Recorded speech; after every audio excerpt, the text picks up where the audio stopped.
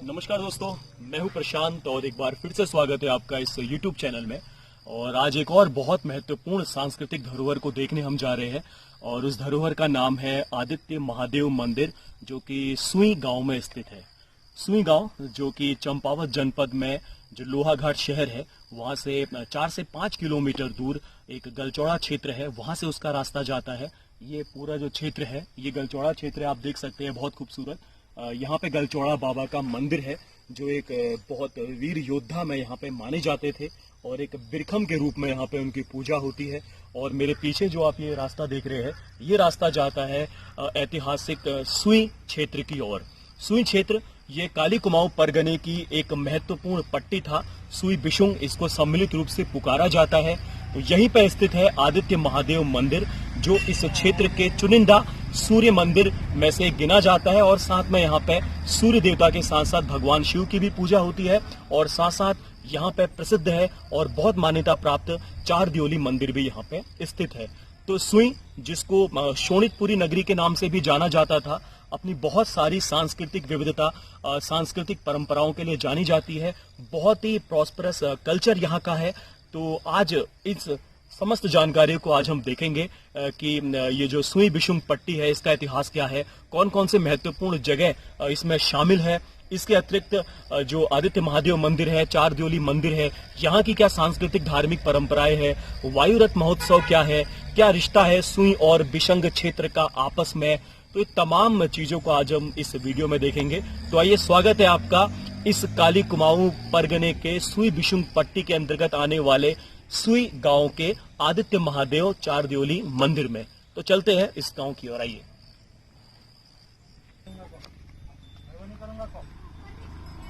तो शुरुआत करते हैं इस वीडियो की सुई बिशुंग पट्टी के इतिहास से। और सुई बिशुंग पट्टी में ये सुई गांव है, जहां के आदित्य महादेव चार दियोली मंदिर में आज हम जा रहे हैं। और गलचौड़ा क्षेत्र में इस समय हम हैं। मेरे पीछे आप बोर्ड भी देख सकते हैं।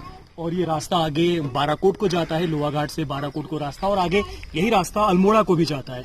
और महत्वपूर्ण ये सुई गांव इन्हीं देवदार वनों के पीछे वाले भाग में है।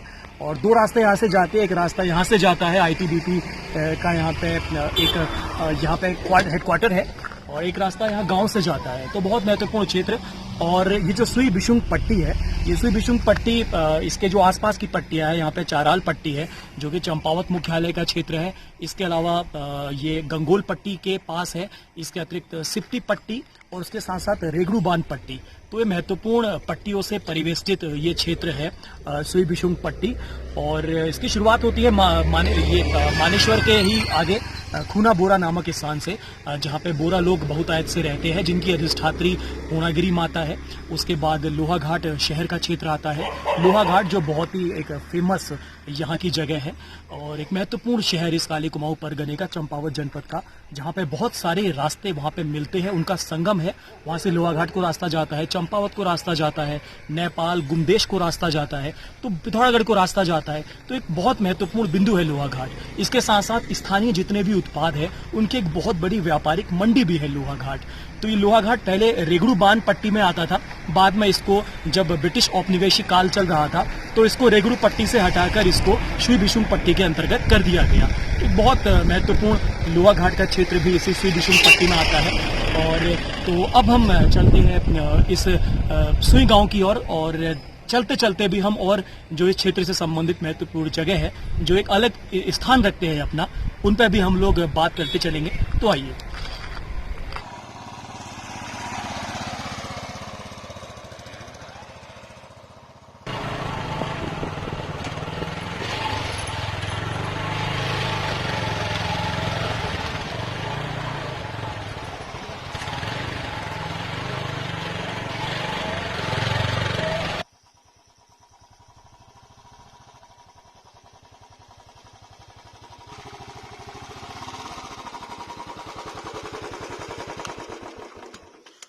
तो सुई गांव के एकदम बीचों बीच से हम लोग इस मंदिर की ओर जा रहे हैं।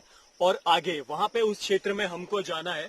और उसके दूसरी तरफ बिशुंग का क्षेत्र है, बहुत फेमस एरिया बिशुंग का, जो कि सुई बिशुंग पट्टी का एक बहुत महत्वपूर्ण गांव है, जो कि लोहाघाट शहर से कोलीढेक से स्टार्ट होता है और सलना पुल का जो क्षेत्र है वहां पे वो खत्म हो जाता है। तो 20 गांव वहां पे है बिशुंग क्षेत्र में। और जो चंद शासन के समय जो 5 महत्वपूर्ण थोक थे, जैसे फरतेयाल, महारा, करायत, ढेक, देव, तो इन लोगों का वो एक बहुत महत्वपूर्ण गांव है, केंद्र है, जो चंद शासन के प्रमुख आधार स्तंभ थे। और बहुत महत्वपूर्ण सांस्कृतिक विरासतें बिशुंग क्षेत्र में भी है। और वहाँ की एक बहुत महत्वपूर्ण जो एक इमारत है जिसको बाणासुर का किला कहते हैं, अंग्रेजों ने उसे फोर्ट हेस्टिंग्स नाम दिया, और साथ साथ कोट का पहिया भी उसको कहा जाता है। उसको हम लोग अपने पहले के वीडियो में दिखा चुके हैं। इसके अतिरिक्त वहाँ पे कड़ाई देवी मंदिर है, वहाँ पे ढेरनाथ बाबा का आश्रम है, प्राचीन शिव मंदिर है, बहुत सारी सांस्कृतिक धरोहरें सुई बिशुंग पट्टी के उस बिशुंग क्षेत्र में भी है। तो ये सुई गांव का क्षेत्र है, जो 5 गांव यहाँ के हैं सुई क्षेत्र के। तो इनके एकदम बीच से इन पगडंडियों के सहारे हम लोग यहाँ पे आए हैं, और थोड़ी सी दूर हमको अभी और जाना है। तो चलते हैं उस और देखते हैं आदित्य महादेव मंदिर को।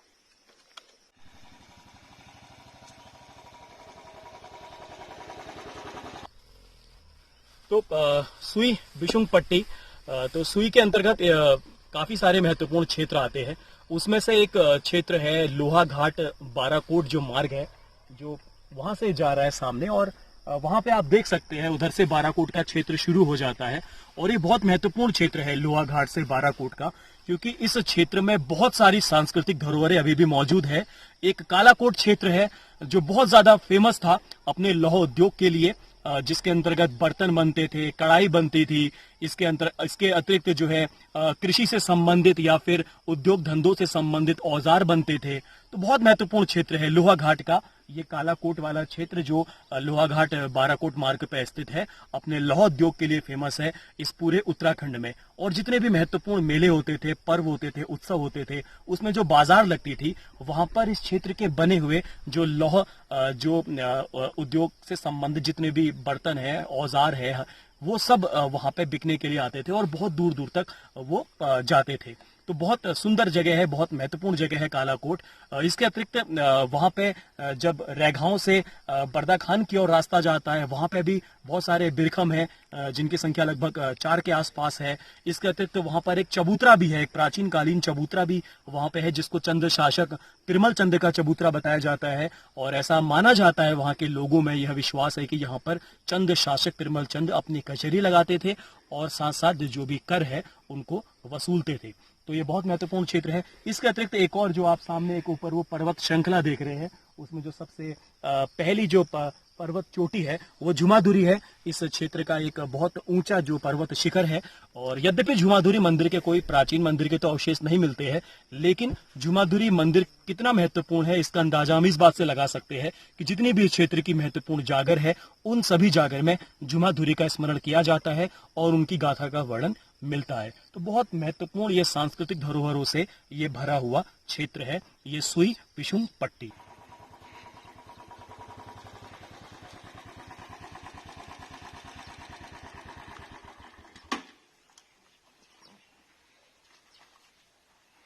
तो पहुंच चुके हैं हम लोग सुई गांव के प्रसिद्ध आदित्य महादेव मंदिर में।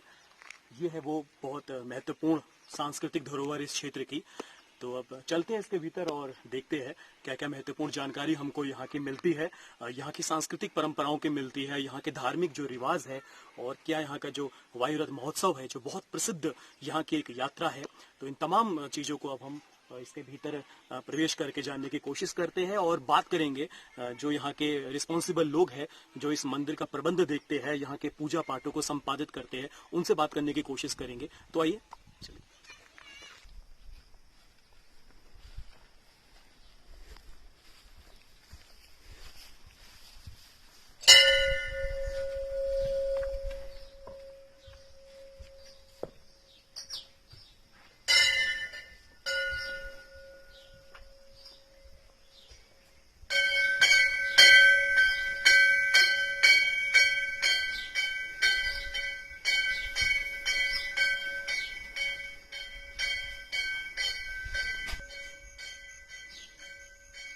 मेरे साथ इस समय मौजूद है श्री मदन मोहन पुजारी जी, जो इस आदित्य महादेव मंदिर के इस समय प्रबंधक है।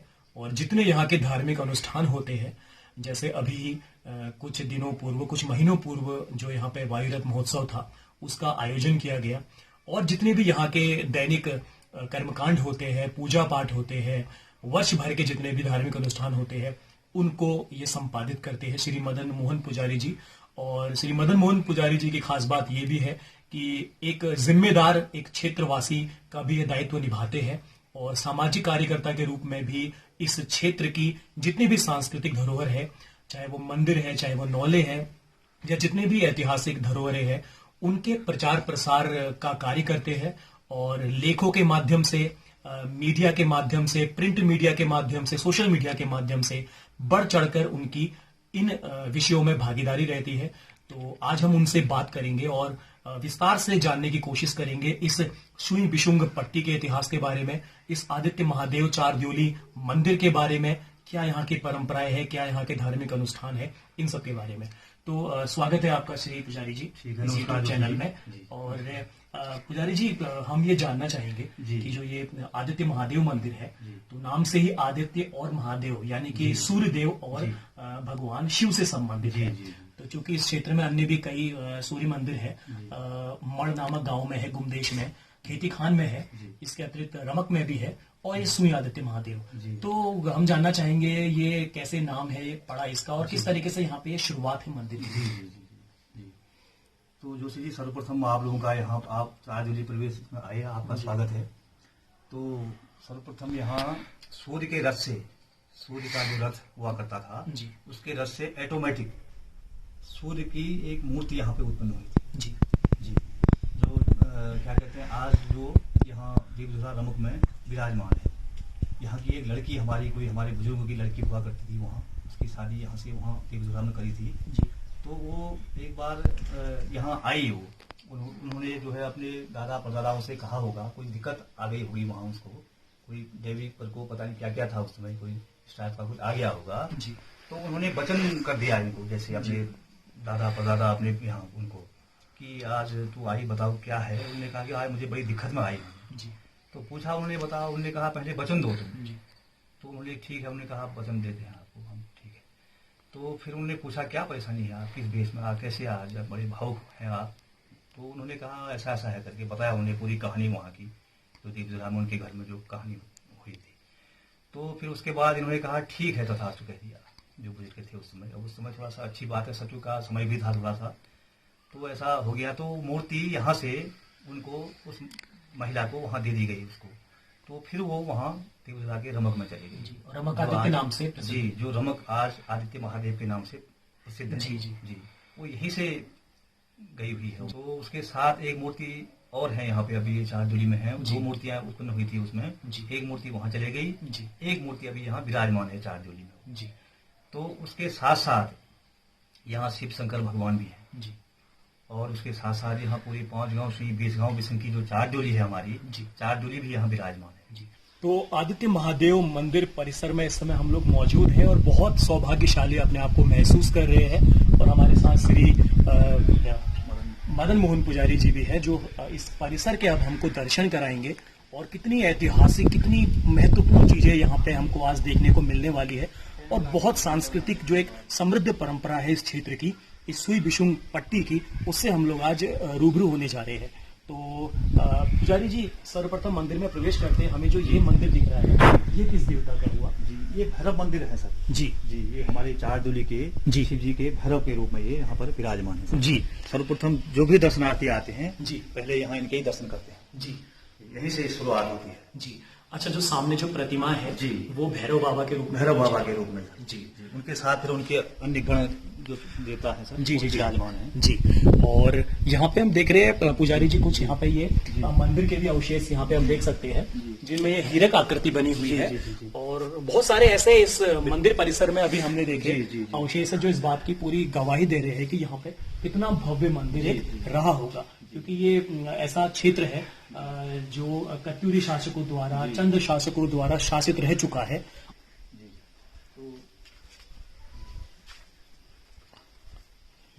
सर ये भी चार जोड़ी के वृक्षम के रूप में है सर, यहाँ पे भी जी जी चार जोड़ी के सभी देवता यहाँ पर भी हैं ये। अच्छा, हाँ ये बहुत खूबसूरत, जी, ये देख सकते जी हैं। जी जी और एक आकृति इसमें बनी हुई है, जी जी जी बहुत खूबसूरत। और बहुत खूबसूरत ये आकृति बनी हुई है। और कुछ यहाँ पे भी नित्य पूजा होती है सर इनकी, जी सभी देवताओं की विधि विधान पूर्वक। जी। जी। और ये बहुत खूबसूरत ये लघु शिवलिंग यहाँ पे बने हुए जी, हैं। जी, जी, जी। और शिव यहाँ के जितने भी कपिल शासक थे, चंद्र शासक थे, उनके आराध्य देव थे। जी। और एक एक भाग हमें यहाँ पे दिख रहा है जी, जिसमें जी। हाथ में यहाँ पे ये कुछ जी। यहाँ पे धारण कर रखा है, आप देख सकते हैं। जी जी तो ऐसे बहुत सारे ऐतिहासिक दस्तावेज इस मंदिर में मौजूद हैं। जी जी जी तो अब चलते हैं अपना इस मंदिर के महत्वपूर्ण जी, जी। भाग की ओर। जी जी बिल्कुल आइए।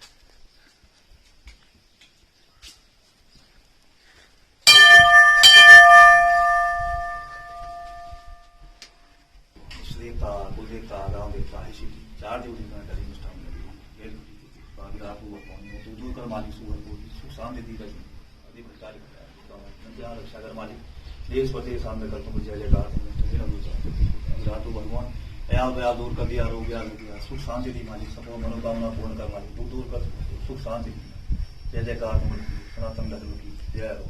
5 गांव सुई 20 गांव बिसन का चार दूरी का प्रधान मंदिर है सर ये। अच्छा जी यहाँ पर सर्वप्रथम यहाँ पर शिव लिंग की पूजा की जाती है सर। अच्छा जी शिव जी यहाँ पर जो है विराजमान है। जी सर्वप्रथम शिव जी की पूजा की जाती है। जी। उसके तत्पश्चात यहाँ पर सूर्य आदित्य महादेव है सर। अरे सूर्य के रस से ऑटोमेटिक उत्पन्न हुई जो मूर्ति अभी जी। मैं जिक्र कर रहा था जिसकी। जी जी जी, स्वयंभू। जी स्वयं वो सूर्य के रस से ऑटोमेटिक उत्पन्न हुई जो मूर्ति जी। है सर, उनके साथ उसकी पूजा की जाती है सर। बहुत सुंदर। जी उसके साथ साथ सर फिर माँ भगवती और क्या कहते हैं ये विष्णु भगवान। जी जी सर पूरे 33 करोड़ देवी देवता इसके अंदर स्थापना है सर। बहुत खूबसूरत और बहुत ही प्राचीन प्रतिमा जी, बहुत- ये प्रतीत हो रही है। बहुत प्राचीन सर। जी। और एक प्रतिमा हम सामने भी देख रहे जी। हैं जो सूर्य देव से संबंधित प्रतिमा है, जी। जो शैया पे लेटे हुए हैं विष्णु जी भगवान। जी विष्णु भगवान जी। वो प्रतिमा भी देख रहे हैं। बिल्कुल बिल्कुल जी जी। विष्णु भगवान सर सैया में लेटे हुए हैं सर। जी जी और- और के साथ साथ यहाँ पे 33 करोड़ देवी देवताओं की वो है सर स्थित की हुई है। जी। एक नवग्रह मंदिर भी हमने यहाँ पे सुना है। भगवान भी विराजमान है सर। जी, वो कलश के जो समीप बिल्कुल है। बिल्कुल कलश के समीप में जी। नवग्रह भगवान विराजमान है सर। जी जी और क्या कहते हैं सब ये नंदी महाराज भी यहाँ विराजमान है। ये बहुत खूबसूरत ये दृश्य हम इस समय देख रहे हैं। और जी। बहुत ही सौभाग्यशाली ये स्वयं को महसूस कर रहे जी। हैं कि इस क्षेत्र की इतनी समृद्ध सांस्कृतिक परंपरा से हम और इस यूट्यूब के माध्यम से जो लोग देख रहे हैं जी। उनको ये सब देखने का अवसर मिल रहा है। और बहुत ही दुर्लभ प्रतिमा। और चार जोड़ी के अचल वो है सर अस्त्र शस्त्र सर वो। अच्छा, वो जो अचल सामने। बिल्कुल अचल अस्त्र शस्त्र कहा जाता है सर। जी। जी और चूंकि ये क्षेत्र जुड़ा भी है देवी देवताओं के जी, पराक्रम जी, से, शौर्य जी, से, जी जी तो इसलिए भी यहाँ पे अस्त्र शस्त्र की यहाँ पे पूजा होती है, बिल्कुल। पूजनीय है। जी। और संभवतः सभी मंदिरों में यहाँ पे अस्त्र शस्त्र चढ़ाए जाते हैं। जी जी जी और ये मंदिर भी अगर हम देखें तो जी। पुजारी जी ये अष्टकोणीय डिजाइन का हमको दिख रहा है। अष्टकोणीय जो है सर ये। जी, ये बहुत ही खूबसूरत ये मंदिर। जी, और जी। विशाल पत्थरों का बना जी, हुआ। जी। अधिकांश मंदिर यहाँ के स्थानीय जो प्रसादित पत्थर होते थे, बलुआ पत्थर, उनसे ये बनाए जाते थे। जी। तो अपने आप में एक ये अद्भुत आकृति है। जी, जी। क्योंकि अधिकांश मंदिर जो हमने देखे यहाँ वो नागर शैली के हैं, जी। परंतु ये मंदिर हम इस अष्टकोणीय शैली में देख सकते हैं। बड़ा खूबसूरत मंदिर। जी। और उतनी ही खूबसूरत यहाँ की ये दुर्लभ अति प्राचीन देव प्रतिमाएं, बहुत ही सुंदर। और आदित्य महादेव के रूप में जो ये मंदिर है ये यहाँ पे पूजित है, जहाँ शिव और सूर्य भगवान दोनों की समान रूप से पूजा की जाती है। किस तरीके से यहाँ पे धार्मिक अनुष्ठान दैनिक जो होते हैं या फिर जो विशेष पर्वों पे होते हैं वो किस तरीके से यहाँ पे संपादित किए जाते हैं? यहाँ पे ऐसा होता है सर नित्य भोग लगता है यहाँ सर। जी। 24 पूरियों का भोग यहाँ नित्य बनाया जाता है। अच्छा, रोज? तो घी में जी। बनता है सर। जी उसके साथ प्रसाद के रूप में, नैवेद्य के रूप में जी प्रसाद चीनी वगैरह गुड़ वगैरह रखा जाता है सर। जी 24 पूरियों का भोग बनता है। उसमें 7 पूरियों का भोग जो है शिव भगवान को लगाया जाता है, शिव जी को। जी और 7 पूरियों का भोग लगाया जाता है सर आदित्य महादेव को, अच्छा। आदित्य सूर्य भगवान जी को। जी उसके साथ साथ सर 2 पूरी गणेश जी महाराज को लगाया जाता है। अच्छा। जी 2 पूरियों का नवग्रह भगवान जी को लगाया जाता है। जी और 2 पूरियों का सर ये नंदी महाराज को। जी और उसके बाद फिर भैरव जी को लगाया जाता है, जी हनुमान जी को लगाया जाता है सर। जी करीब 24 पूरियों का भोग यहाँ पे नित्य लगता है। जी। जी।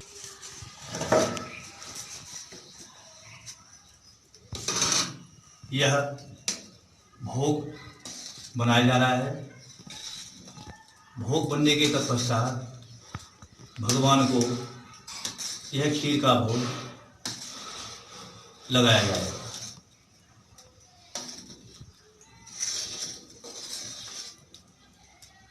तत्पश्चात पूजा आरती की जाती है। इस भोग की एक मुख्य विशेषता यह है कि यह भोग गैस इत्यादि में न पकाकर केवल आग में ही पकाया जाता है।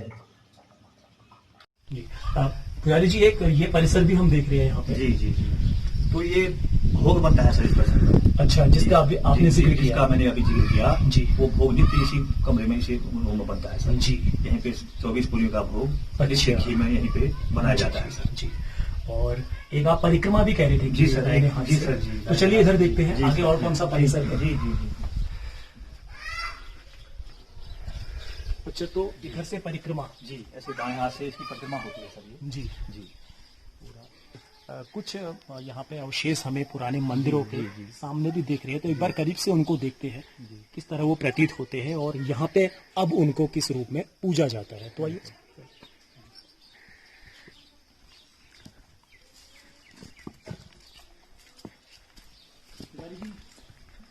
अब इनको यहाँ पे जैसे हम ये देख रहे हैं, जो ये प्रथम दृष्टया जो हम देखते हैं कि ये आमलक शिला है।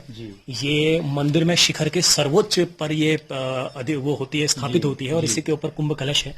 ये यहाँ पे आकृति ये नंदी बैल के सदृश प्रतीत हो रही है, जो शिव मंदिर के आगे स्थापित होती थी, शिवलिंग के आगे। जी जी जी। और कुछ ये हिस्से दिख रहे हैं जिनसे जब शिवलिंग में जल चढ़ता था तो वो इन्हीं एक नालियों से प्रवाहित होता था और वहां पे एक आकृति बनाती जाती थी। अब यहाँ पे इनकी पूजा किस रूप में होती है? अब नित्य इनकी पूजा होती है सर। सुबह जी, सुबह शाम नित्य इनकी पूजा की जाती है। जी। कोई अपने दाएं हाथ से परिक्रमा करते थे। जी जी जी। नित्य पूजा होती है सर इनकी। अच्छा। इनको दूध और जल से नहलाया जाता है सर। जी। हाँ, उसके बाद नित्य इनकी पूजा आरती वगैरह उतारी जाती है। जी जी। और ये एक सशक्त प्रमाण है जी, इस क्षेत्र की ऐतिहासिकता की गवाही दे रही है कि यहाँ पे कभी एक भव्य मंदिर यहाँ पे अवश्य जो है वो रहा होगा।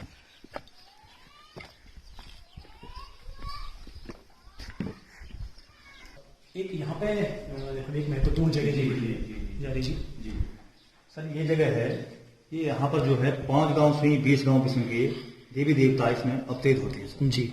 इसमें जो है अस्त्र शस्त्रों के साथ 5 गांव गलचुड़ा, 5 गांव सुई के गलचुड़ा होते हुए 20 गांव किस्म के बुरचुरा होते हुए समस्त देवनागर अस्त्र शस्त्रों के साथ यहाँ पे आते हैं सर। जी। उसके बाद यहाँ पर एक हमारे 4 दिले की न्याय गद्दी लगती है सर। जी।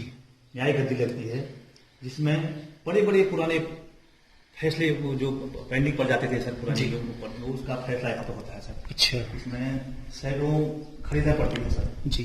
चावल 1.25 मुट्ठी चावल के रूप में सैकड़ों खरीदा इसमें फरियाद के रूप में आते हैं फरियादी। जी। तो उनकी फरियाद जो है ये 4 जुली के देवनागर यहाँ पे न्याय गद्दी के माध्यम से सुनते हैं सर। जी। एक एक करके बारी बारी से उनका निराकरण यहाँ पर किया जाता है। किन किन अवसरों पर ये गद्दी यहाँ पे लगती है?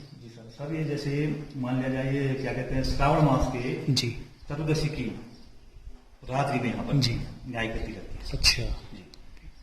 और फरियादी यहाँ पे पूरा संतुष्ट होकर यहाँ पे जाते हैं। बड़े दूर दूर से सर, बड़ी दूर दूर से फरियादी लोग यहाँ आते हैं जी। अपने बड़े बड़े पुराने पितृ संबंधी या देवी देवताओं संबंधित कष्टों को लेके यहाँ पे अपने फरियाद को लेके आते हैं जी।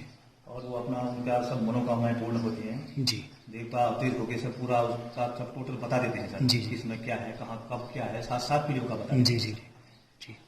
लगभग 150 वर्ष पूर्व जब यहाँ सुई बिस्म की 4 दिली की न्याय गद्दी लगी थी, न्याय गद्दी में 4 दिली के सभी समस्त देवी देवता अवतरित होकर जब दाएं हाथ की परिक्रमा कर रहे थे तो उस समय देवनागरों को सीधे हाथ से परिक्रमा करने में थोड़ा दिक्कत आ रही थी।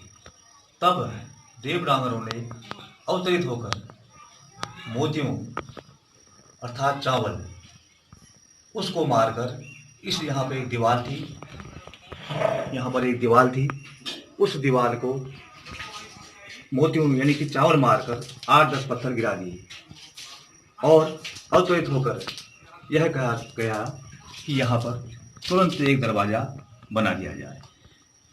उसी काल में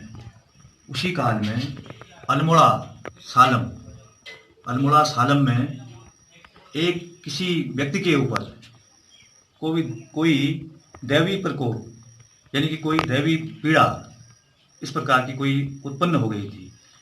तो चारदोली के देवदानवों द्वारा उसको अपनी न्यायी गद्दी से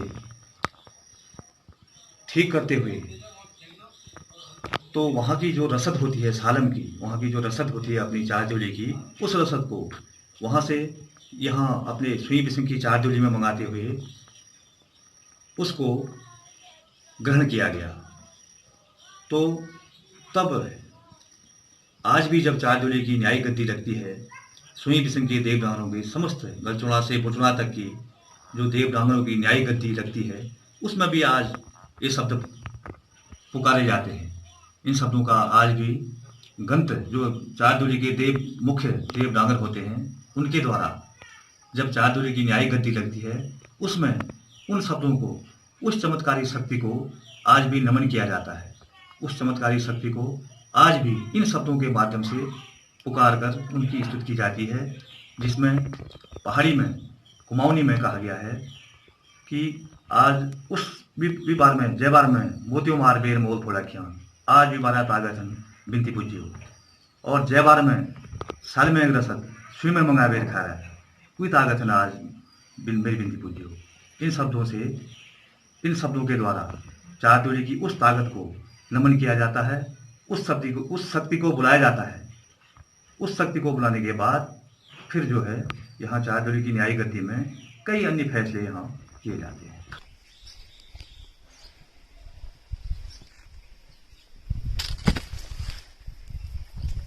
जी एक मंदिर हम यहाँ भी देख रहे हैं। जी ये हनुमान जी का मंदिर है। अच्छा, हनुमान जी का मंदिर है। अच्छा, हनुमान जी यहाँ पे विराजमान है सर। बहुत सुंदर जी। यहाँ भी सर डेली नित्य द्रौपदियों का भोग लगता है सर। अच्छा जी।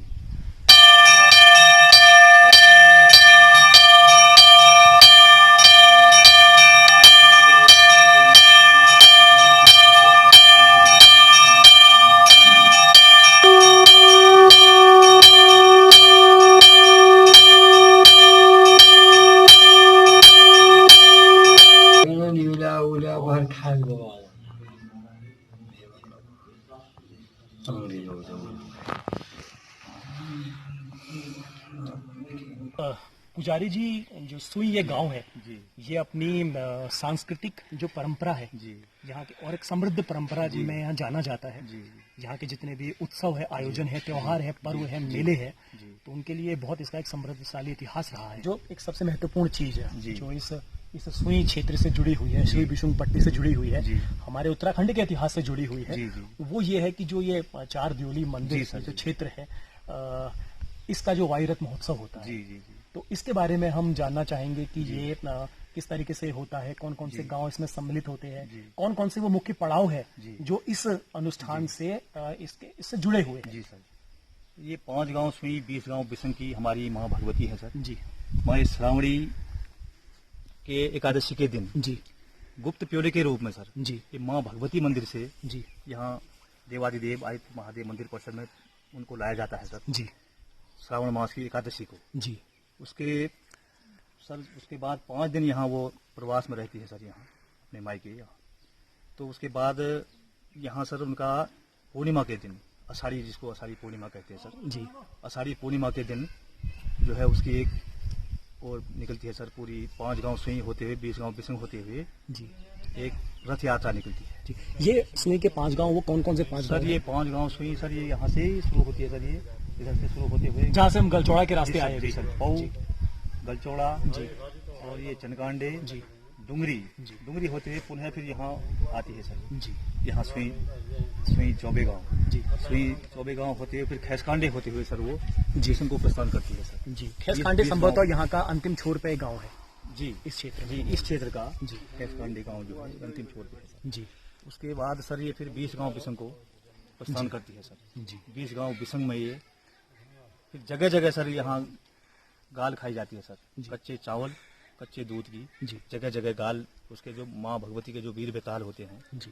उनके द्वारा जगह जगह कच्चे दूध, कच्चे चावल की गालें खाई जाती है जगह जगह। जी उसके साथ साथ सर पूरे 20 गांव में 5 गांव सीटिया वो रथ जो है परिक्रमा करता है जी और शाम को वो पुनः फिर करीब 9:30-10 बजे के आसपास जी फिर पुनः अपने चारदुली के आदित्य महादेव मंदिर में जी। प्रवेश करता है सर। और बड़े जोश से उस रथ को अपने कंधों में जी। युवा वर्ग ले जाते जी, हैं, जी। खेत होते हुए, पगडंडी होते हुए, कई और दुर्गम एकदम रास्तियां पहाड़ियां होती तीव्र हैं। गति से, जी। इसीलिए उसको वायु रथ कहा वायु जाता रथ है। कहा जाता है जी सर। एक दुर्गम पहाड़ियां होती है सर, दुर्गम पहाड़ियों में बिल्कुल हवा बिल्कुल अपने अलग वेग में वो चलता है सर, जी, इसीलिए उसको वायु रथ कहा गया है वायु सर। रथ कहा गया। जी सर। वायु के वेग से। वायु के वेग से चलता है सर, वो बहुत दुर्गम पहाड़ियों में सर, जी भयंकर कटीली झाड़ियों के बीच से यहाँ जी। से निकलता है सर, वो जब बिशुन को प्रवेश करता है। जी। और एक बहुत सुंदर कड़ी है जी। सुई बिशुंग, जी जो सर, ये जी, महत्वपूर्ण जी, क्षेत्र है जी, इस पट्टी जी। के। 20 गांव बिशुन 5 गांव सुई का एक गांव अपने से। आप में एक इतिहास है सर। जी हमारा पूरा 20 गांव बिशुन 5 गांव सुई का पूरा एक ही, सब देवता एक ही है सर। जी। वायु रथ की क्या विशेषता है? सर इसकी एक विशेषता ये है, ये बिना रस्सों के, अच्छा, बिना रस्सों के, बिना किसी सहारे के ये कंधुमयी हवा के रूप में चलता है जी, बिना रस्सों के सहारे। बहुत सुंदर। जी सर, एक विशेषता है सर इसकी। और दुर्गम रास्तों से। दुर्गम रास्तों से, कटीली झाड़ियों से जी। और एक बड़ी खतरनाक पहाड़ियों से गुजरता है सर। और सालों से परंपरा चल सालों से सर पौराणिक परंपरा है सर। तो पुजारी जी, हम ये भी जानना चाहेंगे कि जो ये मंदिर से जुड़े हुए जो ये चार द्योरी मंदिर है, जी, जिससे ये वायु रथ महोत्सव जुड़ा हुआ है, जी। इसमें कौन कौन से मुख्य मंदिर आते हैं, क्या क्या उनके जी। नाम है? इसमें सर बिशुन से शुरुआत करते हैं। जी बिशुन से बुरचुरा, जी। बुरचुरा नामक एक जगह है सर। जी जी बुरचुरा ढेरनाथ से होते हुए जी। ऋषेश्वर महादेव होते हुए जी। माँ कड़ाई, माँ जगत जननी कड़ाई माँ, जी माँ भगवती जी। मंदिर होते हुए आदित्य महादेव, मस्ता मंडाली अच्छा और गचुड़ा अच्छा और ये समस्त देवी देवता सर इसमें हमारी चारदुली में आते हैं सर। जी भूमि के भूमिया देव जी। और इसी प्रकार और अन्य देव भी इसमें आते हैं सर चारदुली में। पुजारी जी, हम लोग अक्सर अपने ये जो हमारे उत्तराखंड का कुमाऊं का जो कल्चर है, हम देखते हैं कि जितने भी ये मंदिर है हमारे, जी जी तो इन मंदिर के जो धार्मिक अनुष्ठान होते हैं जिनमें जल यूज होता है, जल का प्रयोग होता है, जी। चाहे वो देव डांगरों के स्नान से संबंधित हो, जी। मंदिर में जो भी जलाभिषेक का कार्य है उससे संबंधित हो, या जितने भी अन्य मंदिर के कार्य है, जी तो उनके लिए एक आसपास एक पानी का स्रोत होता है, जल स्रोत जी, होता जी। है, नौले होते हैं। क्या यहाँ पे भी आसपास कोई ऐसा नौला है, जल स्रोत है? जी जी जी जी। यहाँ से सर करीब 100 मीटर दूर में, जी यहाँ से और माँ भगवती मंदिर से जी इसकी 100 मीटर दूरी है सर। जी। 100 मीटर दूरी में एक बड़ा अच्छा नौला है सर। अच्छा। जी सर, उसी में हम लोग नित्य स्नान करते हैं सर। जी सुबह 4 बजे जो है नित्य स्नान करते हैं, जी वहीं से स्नान करके हम जल लाते हैं, जी। फिर उस जल से हम देवी देवताओं को नहलाते हैं सर। अच्छा। उसके बाद फिर पूजा की प्रक्रिया हमारी शुरू। पुजारी जी, जैसे हर मंदिर के नियम होते हैं कुछ, जी जैसे वहाँ जो लोग व्यवस्था देखते हैं, जी। पूजा पाठ देखते हैं, जी। कोई अवधि होती है, जी, कब वो जी। शुरू होती है, जी। कौन कौन बैठते हैं, किस तरीके से उस दौरान वो अपने नियमों का, व्रत का पालन करते हैं, जी जी तो इस बारे में कुछ प्रकाश डालिए जी। प्लीज। सर साल भर का हमारा पुजारियों का टर्न होता है सर। जी साल भर की हमारी बारी लगती है यहाँ मंदिर में।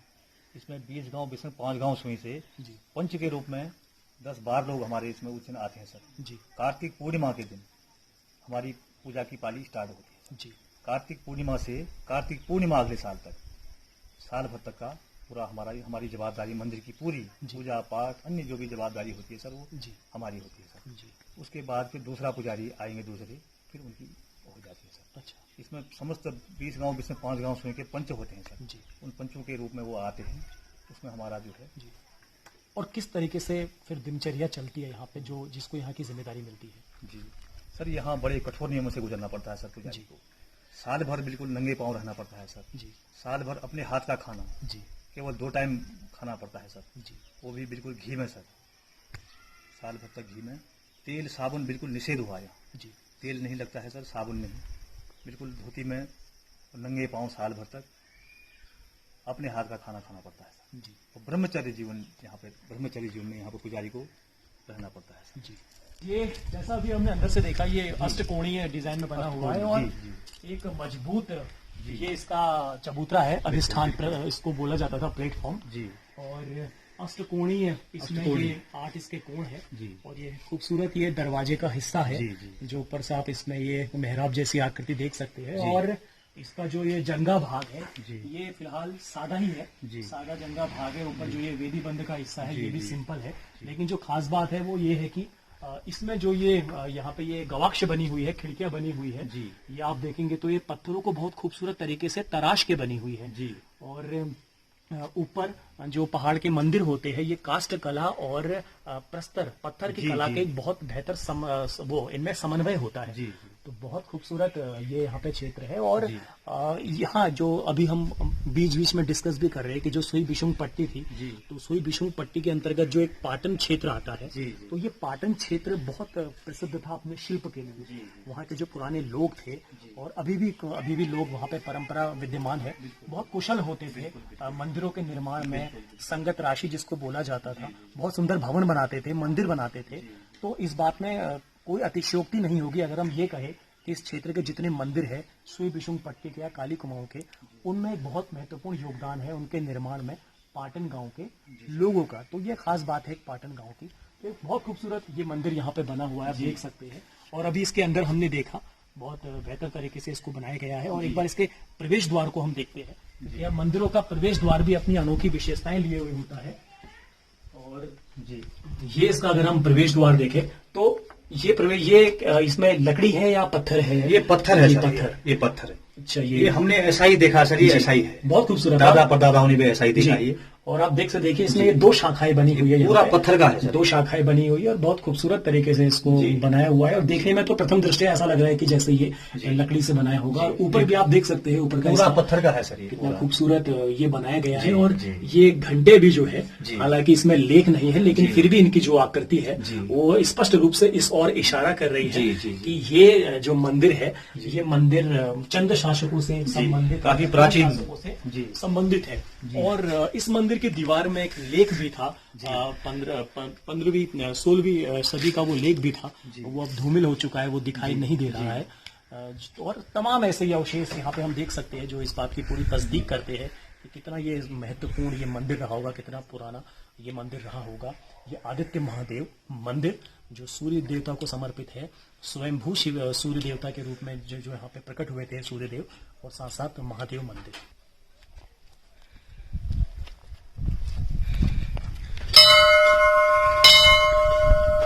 तो दोस्तों ये था आज का वीडियो जो आदित्य महादेव मंदिर पर आधारित था, जो सुई गांव में स्थित है। सुई बिशुंग पट्टी के एक जो महत्वपूर्ण जो केंद्र बिंदु है गांव।